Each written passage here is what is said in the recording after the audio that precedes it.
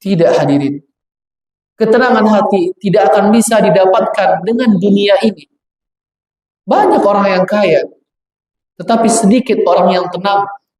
Dan ketenangan itu hanya didapatkan dengan satu hal saja.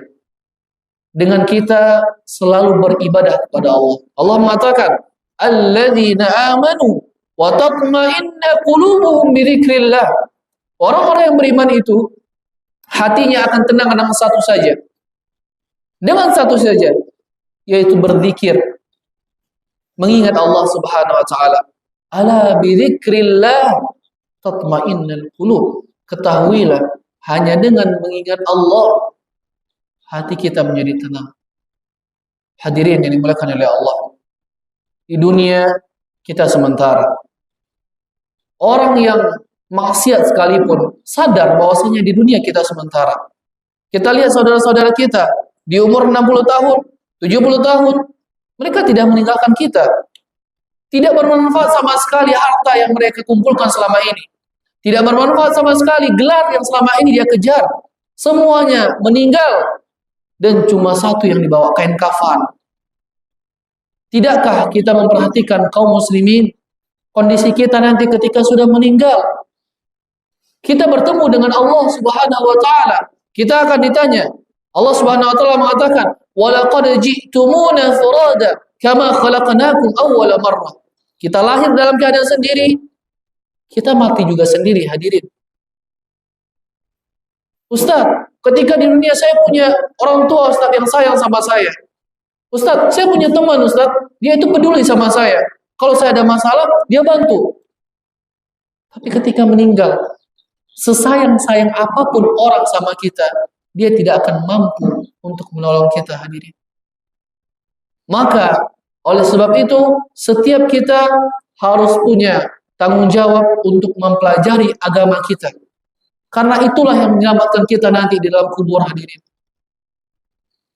Ma'asyiral muslimin, sidang jamaah Jumat yang dimuliakan oleh Allah Subhanahu wa taala. Nabi Muhammad diberikan waktu hidup oleh Allah berapa, hadirin? 63 tahun. 63 tahun Nabi sallallahu alaihi wasallam hidup di atas dunia.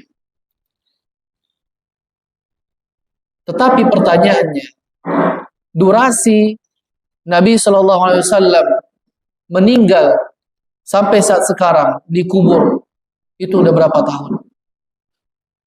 Berabad-abad, hadirin. Berabad-abad. Sedangkan jatah hidup cuma 60 tahun. Belum lagi ketika nanti dibangkitkan. Setiap kita akan dibangkitkan, akan ada namanya hari kiamat. Berapa lama kita di padang mahsyar? Wallahu a'lam, tidak ada satupun yang mengetahui. Belum lagi nanti kita berhadapan dengan Allah.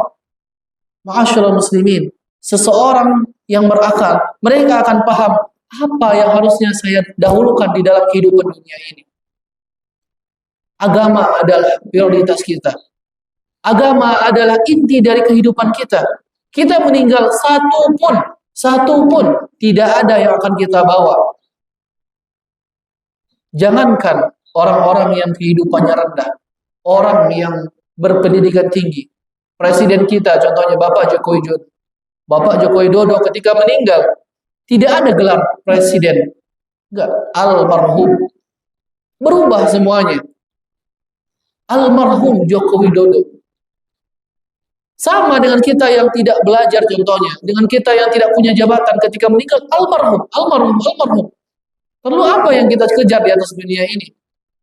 Makanya agama datang. Agama Islam ini datang untuk mengatur hidup kita. Setiap harinya kita diatur. Jangankan harian. Jangankan harian.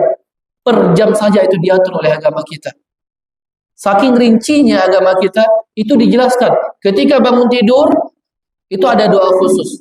Ketika masuk WC, ada doa khusus. Keluar WC, ada doa khusus. Keluar rumah, ada doa khusus. Bertemu sama orang, ucapkan salam.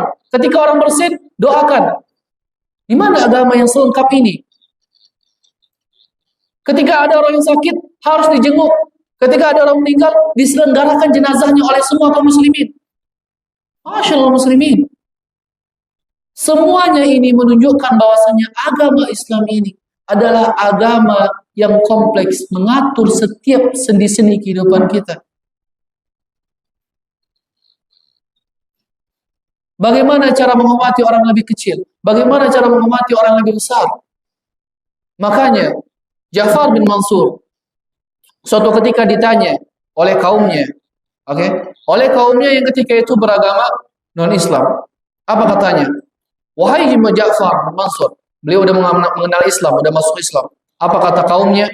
Wahai Ja'far bin Mansur, apa alasan engkau masuk Islam? Kenapa engkau memeluk Islam sebelumnya engkau bukan Islam? Apa jawaban beliau?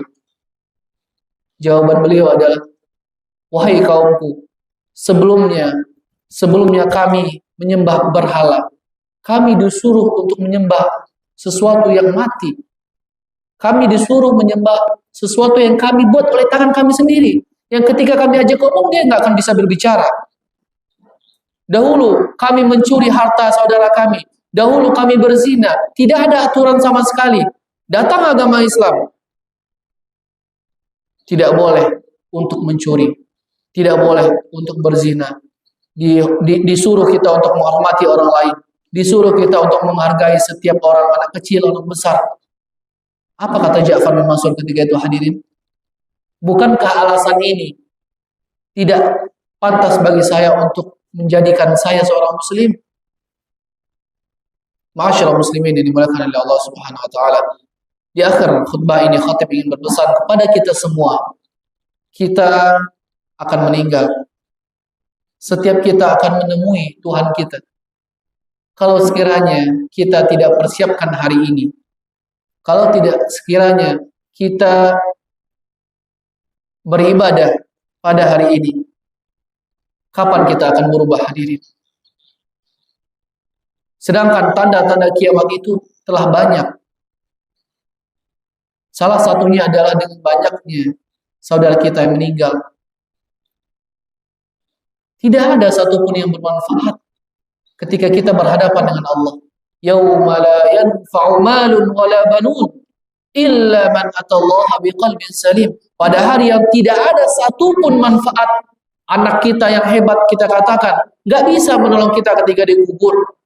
Harta kita yang begitu banyak nggak bisa. Setiap kita bertanggung jawab atas apa yang kita lakukan. Semoga apa yang khatib sampaikan pada kesempatan kali ini bisa menyadarkan diri kita dan bisa membuat kita semakin giat beribadah, semakin fokus kepada agama yang sedang kita jalani sekarang. Barakallahu fiik.